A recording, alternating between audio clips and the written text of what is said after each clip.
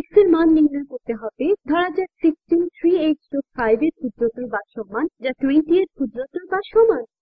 এটিকে কিন্তু আমরা দুটি পৃথক অসমতা বা একটি যৌগিক অসমতা হিসেবে লিখতে পারতাম। আমরা লিখতে পারতাম 16 3x যোগ 5 এর চেয়ে ক্ষুদ্রতর অথবা সমান এবং 3x যোগ 5 20 এর চেয়ে ক্ষুদ্রতর অথবা সমান। আমরা এই দুটি অসমতার ক্ষেত্রে x এর মান পৃথকভাবে নির্ণয় করতে পারি, তবে মনে রাখতে হবে যে x এর মান এই দুটি শর্তের উপর নির্ভর করবে। অথবা এখানের পক্ষগুলো নিয়ে আমরা ততক্ষণ পর্যন্ত সমাধান করে যেতে পারি যতক্ষণ মাঝখানে x না আসে। তাহলে এসো এখান থেকে 5 বিয়োগ করা যাক, এখান থেকে 5 বিয়োগ করা যাক এবং এখান থেকেও 5 বিয়োগ করা যাক। আমাদের এখানে আর কিছুই করতে হবে না, কারণ এখানে শুধু আমরা সবগুলো পক্ষ থেকে একই সংখ্যা বিয়োগ করছি। কিন্তু যদি আমরা কোনো ঋণাত্মক সংখ্যা দিয়ে ভাগ বা গুণ করতাম, সেক্ষেত্রে অসমতার চিহ্নও পরিবর্তন করতে হতো।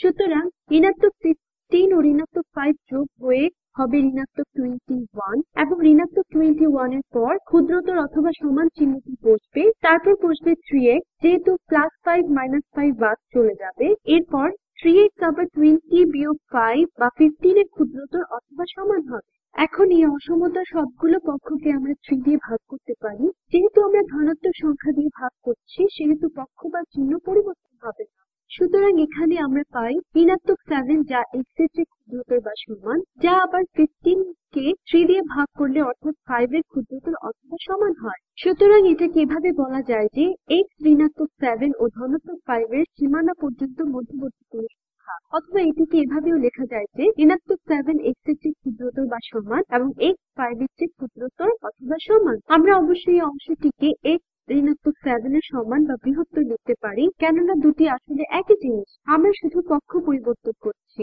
আমরা এখন এটিকে লিখ চিত্রে রূপান্তর করব। ধরা যাক এটি আমাদের সংখ্যা রেখা এবং ধরা যাক এখানে ঋণাত্মক 7 রয়েছে এবং হয়তো এখানে 0 রয়েছে এবং এখানে 5 রয়েছে।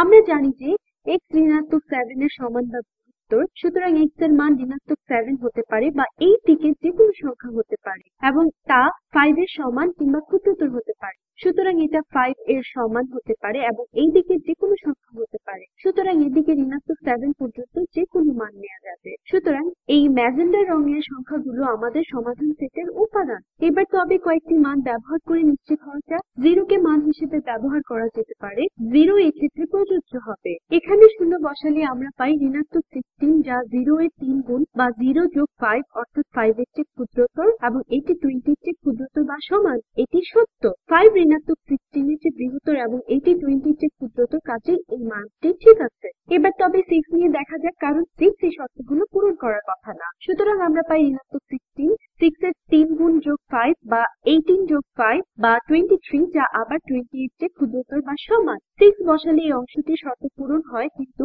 এই অংশটি সত্য নয়, কারণ 23 20 এর চেয়ে ছোটও না বা সমানও না। সুতরাং 6 এই শর্ত পূরণ করবে না এবং 6 আমাদের সমাধান সেটের সদস্য নয়। এখন ঋণাত্মক 8 বসিয়েও চেষ্টা করে দেখা যাক, কিন্তু তা শর্ত পূরণ করার কথা না। চলো পরীক্ষা করে দেখা যাক। আমাদের আছে ঋণাত্মক 16, এটি শর্তটি অমান্য করার কথা। ঋণাত্মক 16 এর থেকে ক্ষুদ্রতর বা সমান হবে যদি এখানে ঋণাত্মক 8 বসাই, তবে এটা হবে ঋণাত্মক 24 যোগ 5 বা ঋণাত্মক 19, যা আবার 20 এর থেকে ক্ষুদ্রতর বা সমান। পাশে যদি বসাই ঋণাত্মক 19 20 এর চেয়ে ক্ষুদ্রতর, তবে তা ঋণাত্মক 16 এর চেয়ে বৃহত্তর নয়। সুতরাং ঋণাত্মক 8 বসেও উদ্দেশ্য পূরণ হয় না। আশা করি বুঝতে পেরেছো।